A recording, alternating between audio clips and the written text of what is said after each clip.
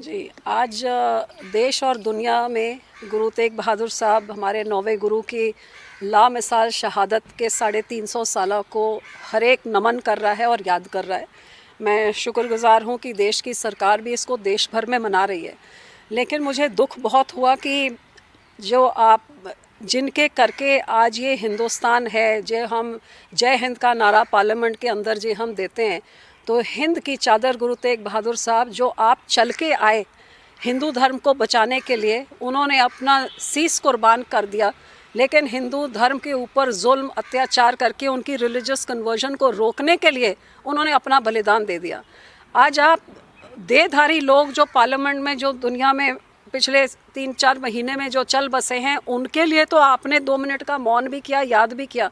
लेकिन जिनके करके पूरी दुनिया में एक रिलीजियस फ्रीडम आई, हमारे देश में एक ह्यूमैनिटी के कारण जिन्होंने नींव रखी, जब वो औरंगज़ेब का ऐसा राज चल रहा था जो सबको इस्लाम में कन्वर्ट कर रहे थे, नहीं तो उनकी कत्ल हो रहे थे, उस समय में उस पर रोक लगाई।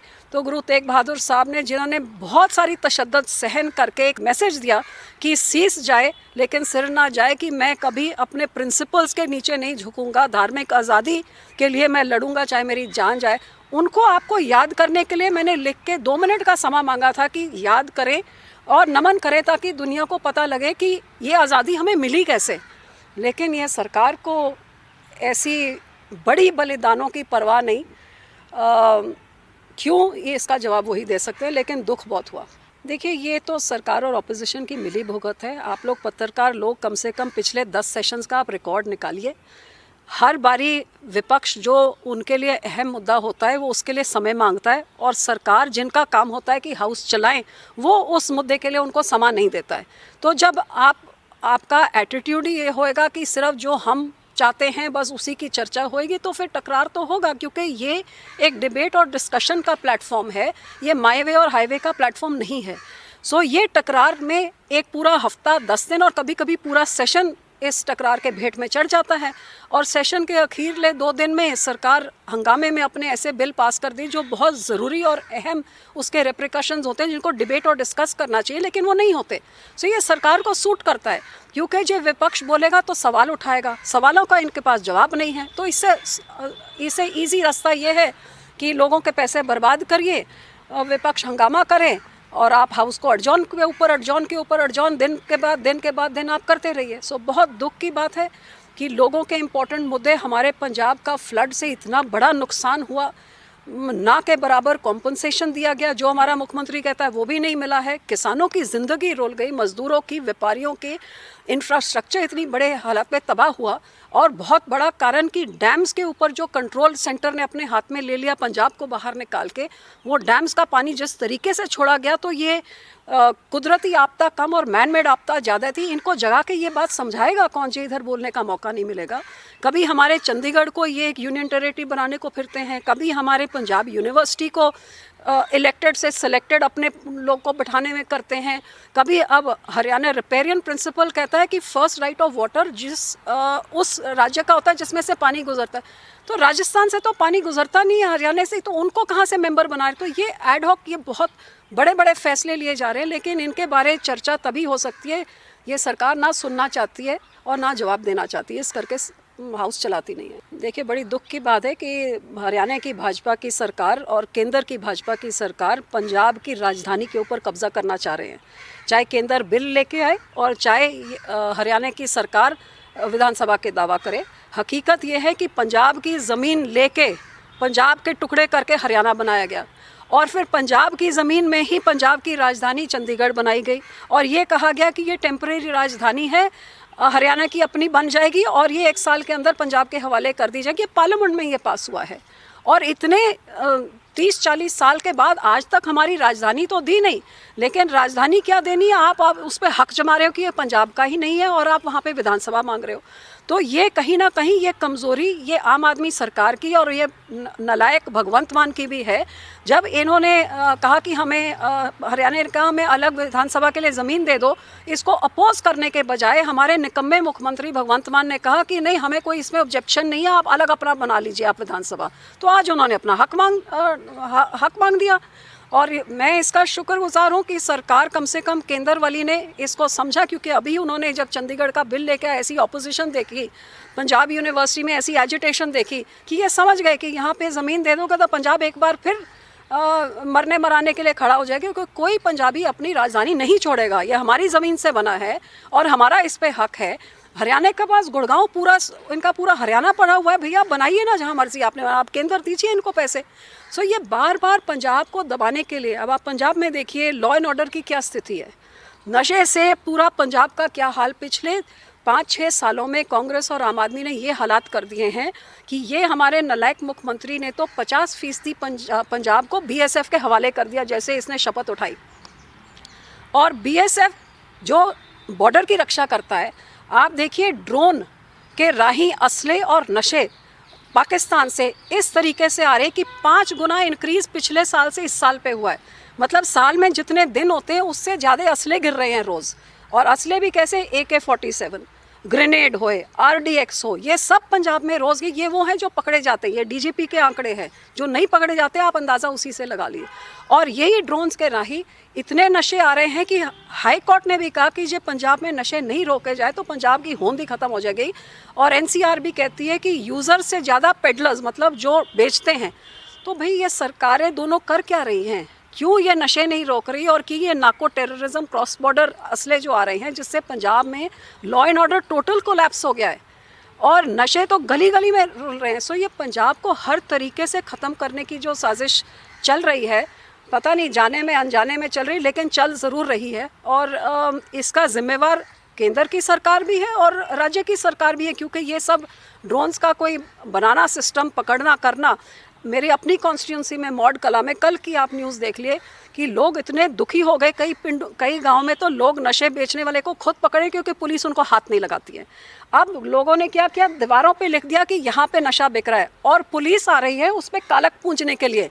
ये नहीं कि उनको जाके पकड़े, वो कालक पूंछ रही है कि ये लिखा क्यों है। तो भगवंत मान केजरीवाल अपनी पुलिस प्रशासन के साथ मिल के पैसे कमा रहे हैं, लोगों के, मावों के, हमारी नौजवानी नशे से, चिट्टे से मर रही है। और विरोधियों को जेल में बंद कर रहे हैं। विक्रम मजीठिया को कि ये नशे बेचता है, उसको 6 महीने से जेल में बंद किया, तो नशे ख़त्म क्यों नहीं हो रहे, इसका जवाब देने को तैयार नहीं है। बीजेपी की तो कभी नहीं बन पाएगी, बिल्कुल सही कह रहे हैं। और चाहे वो इनके साबका प्रधान जाखड़ साहब हों या ये साबका मुख्यमंत्री अमरिंदर सिंह हो, ये सब ग्राउंड रियलिटीज़ जानते हैं।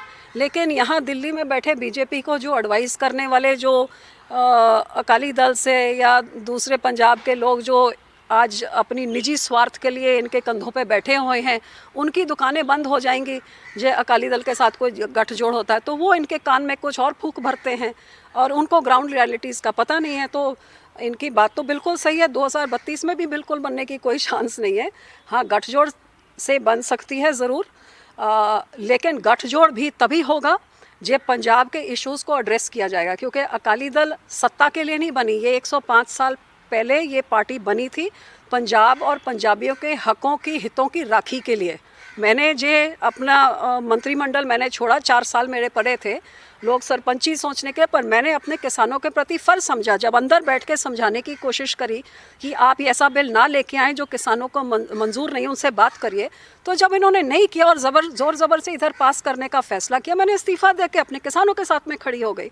तो बादल साहब ने 18 साल जेल कटी, इंदिरा गांधी का टकरा किया उन्होंने कि पंजाब के हकों के साथ नहीं समझौता होगा। तो हम ऐसी पार्टी हैं जो पंजाब के हकों के साथ ना कभी समझौता किया है और ना ही आगे कभी करेंगे, चाहे हमारी सत्ता आए चाहे ना आए, लेकिन ये पार्टी पंजाब के हितों के लिए लड़ती रहेगी। इसीलिए खेतरी पार्टी का होना बहुत ज़रूरी है और लोग इस बात को समझ रहे हैं। देखिए, सबसे पहले तो मैं कहूँगी कि हमारे धार्मिक स्थानों के ऊपर जैसे कब्जा हो रहा है, हमारी SGPC को कमज़ोर करने के लिए कांग्रेस पार्टी ने हरियाणा जो SGPC के अंडर आते थे, इन्होंने हरियाणा की SGPC अलग करने का कांग्रेस ने फैसला किया और जब तक हमारा गठजोड़ था हमने उसका कुछ होने नहीं दिया। जिस टाइम मैंने छोड़ा, साथ की साथ इन्होंने हरियाणा की अलग इलेक्शन करा के हमारा धार्मिक स्थान उधर हरियाणा SGPC अलग कर दी। हमारे नंदेड़ साहब का एक तख्त है, उस पर अपने नॉमिनेटेड बंदे बैठा दिए। पटना साहब में ऐसे कर दिया और अकाल तख्त साहब में भी कोशिश करी, जो हमने होने नहीं दिया पंजाब के लोगों ने। इसी तरह हमारे पानियों के ऊपर, जहाँ रिपेरियन प्रिंसिपल पूरी दुनिया में सिर्फ एक ही एग्जाम्पल होगा कि जिसमें से पानी जाता है उस राज्य का पहला हक होता है।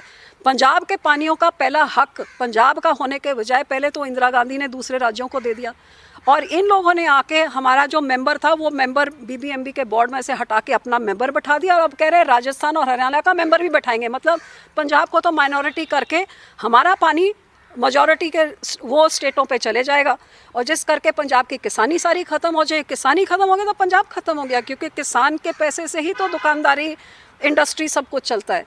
सो चाहे हमारे किसानी होए, चाहे हमारी राजधानी के ऊपर हमारा हक होए, या हमारे यूनिवर्सिटीज़ और सबसे ज़रूरी कि जो सिखों के साथ एक कानून होता है, और कानून की आंखें बंद इस करके लिए होती हैं क्योंकि कानून सबके लिए बराबर होता है।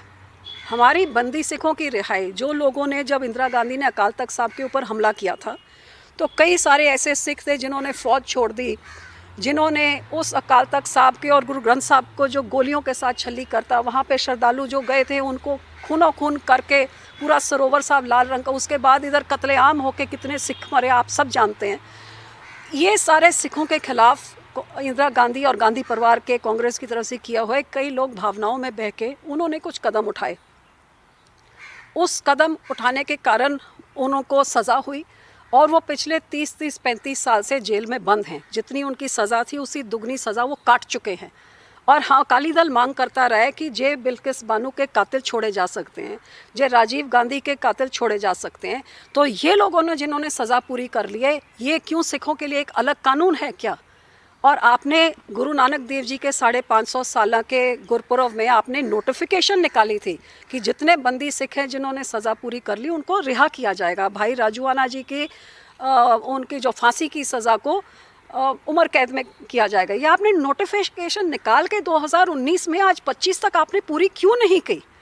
और हम चाहते हैं कि आप करिए, क्योंकि जो ऐसे आप दूसरों के लिए कर रहे हो आप हमारे लिए भी करिए। अब कानून बदल के गृह मंत्री जी कहते हैं कि वो माफ़ी मांगी, तो ये सही बात नहीं है।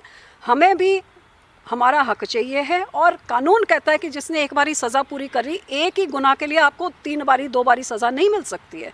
तो हमें अपना बंदी सिख को भी छुड़ाए। तो कई ऐसे मुद्दे हैं, इन मुद्दों के ऊपर जब भाजपा कोई गौर करेगी, कमिटमेंट देगी। किसानों ने एमएसपी की मांग करी थी, आपने किसानी आंदोलन उठाया कि एमएसपी दी जाएगी। अब एमएसपी तो क्या दे रहे हैं आप, बिजली बिल और सीड बिल लेके आ रहे हैं, जिससे और पंजाब के किसान का नुकसान होगा, देश भर के किसान का नुकसान होगा।